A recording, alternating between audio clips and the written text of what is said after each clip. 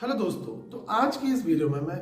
एक छोटी सी कंट्री के बारे में डिस्कस करने वाला हूँ जो दुनिया का थर्ड सबसे छोटी कंट्री है और वेटिकन सिटी मोनाको के बाद ये तीसरी कंट्री है जो सबसे छोटी है। ये पैसिफिक ओशियन के बीचों बीच एक छोटी सी स्पेक जैसे दिखाई देती है और यहाँ की जो आबादी है वो खाली 11,000 लोग हैं। अभी ये जो कंट्री के बारे में जो मैं बताने जा रहा हूँ, ये कंट्री इनफेमस है दो चीज़ों के लिए।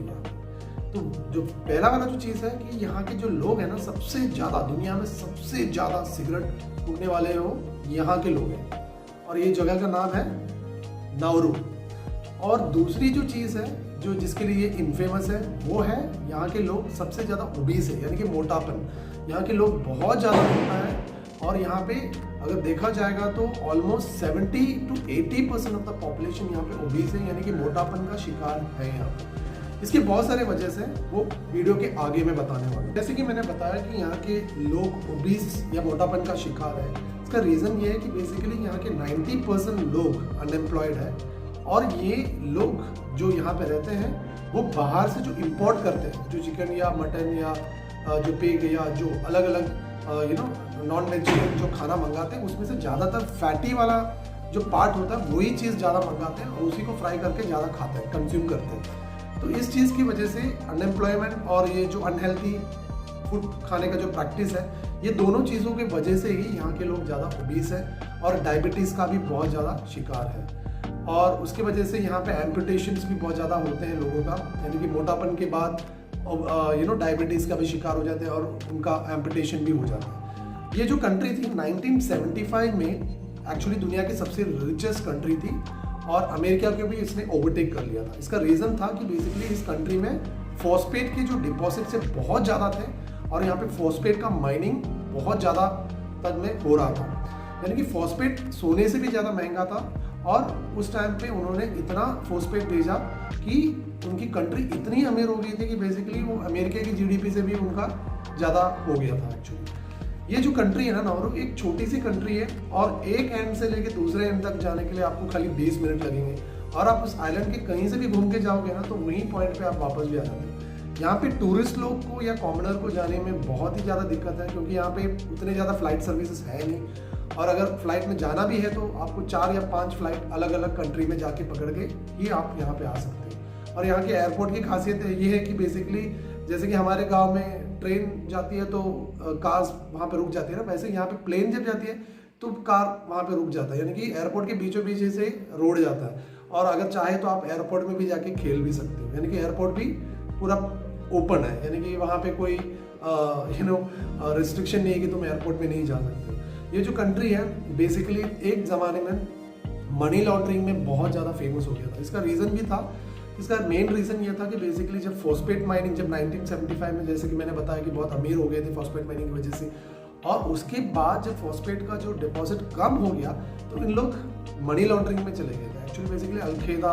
रशियन माफिया और बेसिकली बहुत सारे बड़े बड़े जो ड्रग लॉर्ड्स थे ना, उनके लिए मनी लॉन्ड्रिंग का काम भी यहाँ के लोकल्स करते थे। तो उसकी वजह से यहाँ की गवर्नमेंट ने ये डिसाइड किया कि बेसिकली यहाँ पे खाली एक ही बैंक होगा और यहाँ पे कोई भी ऑनलाइन ट्रांजैक्शन नहीं होगा। तो इसका मतलब ये है कि अगर आप टूरिस्ट बन के इस कंट्री में जाना चाहते हो तो आपको वहाँ पे खाली कैश पेमेंट ही काम आएगा। नाउरू में एक साल में खाली 200 टूरिस्ट लोग या बाहर के जो लोग आते हैं वो बस खाली 200 लोग ही आते हैं,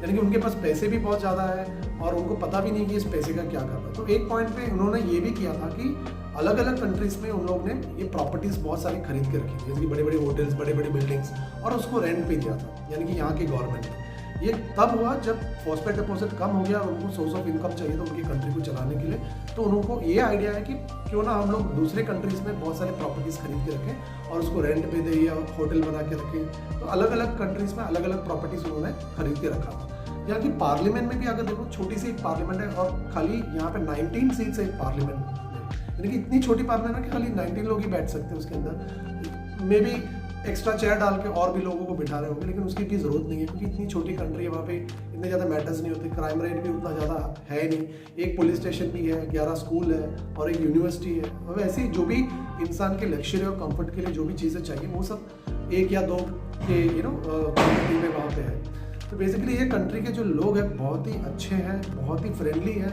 और टूरिस्ट लोग और बाहर से जो भी लोग आते हैं ना उनको उनके साथ बहुत ही ज़्यादा फ्रेंडली रहते हैं। यानी कि यहाँ पे जो ज़्यादातर जो लोग जाते हैं ना इस कंट्री की जो यूनिकनेस आइसोलेशन को देखने के लिए जाते हैं, क्योंकि पैसिफिक ओशन के बीच में एक छोटा सा स्पेक, जैसे कि मैंने वीडियो के स्टार्टिंग में बताया था कि एक छोटा स्पेक जैसा है, यानी कि तुम्हें पैसिफिक ओशन में इस कंट्री को मैप में भी ढूंढ के निकालने में तुम्हें दिक्कत होगा। ये एक्चुअली फिजियन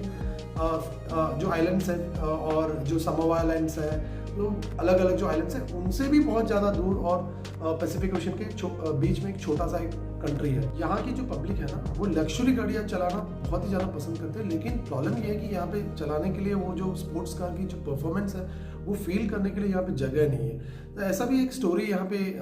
बोला जाता है कि बेसिकली यहाँ की पुलिस ऑफिसर ने एक लंबोर्गिनी ले लिया था और वो चला नहीं पा रहा था इस आइलैंड में एंड उसका परफॉर्मेंस देख नहीं पा रहा था, तो उसने उस गाड़ी को लेके जाके समुद्र में जाके डाल दिया था। तो ऐसे भी एक स्टोरी है, ये स्टोरी भी नहीं था एक्चुअली, वहाँ के लोकल बोलते हैं कि ये रियलिटी में ये हुआ था वहाँ पर, क्योंकि यहाँ के लोग बहुत ही दिल के बहुत ही अच्छे, बहुत ही फ्रेंडली है और ज़्यादातर टाइम वॉलीबॉल खेलते हैं या फिर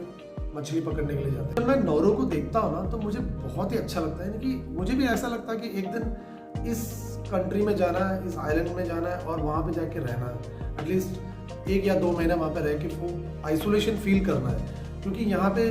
खाने का सामान भी आता है तो ऑस्ट्रेलिया से आता है, न्यूजीलैंड से आता है, यानी कि 80 to 90% जो खाने का जो सामग्री होता है वो सब आता है ऑस्ट्रेलिया से, बिकॉज यहाँ पे तो कुछ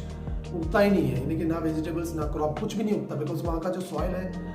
इनफर्टाइल है और उसकी वजह से यहाँ पे कुछ नहीं उगता और सब बाहर से लेकर आए। ऑस्ट्रेलिया ही सबसे बड़ा प्रोवाइडर है और यहाँ की जो करेंसी है वो भी ऑस्ट्रेलियन ही है। मुझे भी ऐसा लगता है कि एक पॉइंट में मैं भी यहाँ पे जाके 1 या 2 महीने रह के ये जो आइसोलेशन है वो मैं फील करना चाहता हूँ। आई होप दैट आपको ये नौरू के बारे में जो मैंने वीडियो बनाया आपको बहुत ही अच्छा लगा। आगे भी जाके मस्त मज़ेदार चीज़ों के साथ मैं वापस आने वाला हूँ। मैं आप सबसे रिक्वेस्ट करता हूँ, विनती करता हूँ, काइंडली मेरे चैनल को लाइक, शेयर और सब्सक्राइब कीजिए ताकि मुझे और भी मोटिवेशन मिले आगे की